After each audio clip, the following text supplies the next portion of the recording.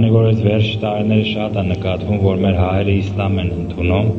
ալհամդուլիլլահ, փառք Ալլահին, ամե ուզում եմ ողջունեմ ամենալավ ողջույնով, օգտվելով առիթից աղբերներին, ասսալամու ալեյքում վա ռահմաթուլլահի վա բարակաթուհ։ Ցանկանում եմ ձեզ ամենալավն ու բարին համեստ կյանքում համբերել։ Ու ինձ պարտավոր եմ զգում կոչ անել մեր հայ ազգին, հայր ջան, ընդունեք իսլամ, մենակ իսլամում դուք կգտնեք փրկություն։ Ու իսլամը վերջի կրոնն է։ Աղոթեք մենակ Ալլահին, Ալլահը մեկ է, չի ծնե ու չի ծնվե,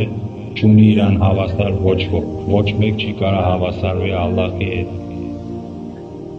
Ալլահը չունի ոչ որդի, ոչ մայր։ Ալլահը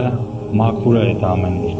Ալլահ արաբերենից թարգմանած հայերեն նշանակում է Աստված, թարգմանած ռուսերեն Բог, Единый Господь։ Ես վկայում եմ, որ չկա ոչ մի աստվածություն, որ արժանի է աղոթքի բացի Ալլահից, որ արժանի է երկրպագության բացի Ալլահից։ Ոչ եմ անում աղոթեք, երկրպագեք Ալլահին, օրը 5 անգամ անեք նամազ։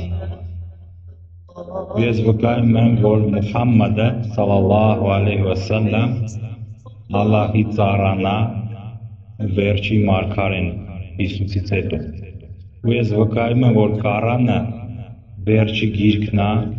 որտեղ Ալլահի խոսքն է ուղղված ժողովրդին,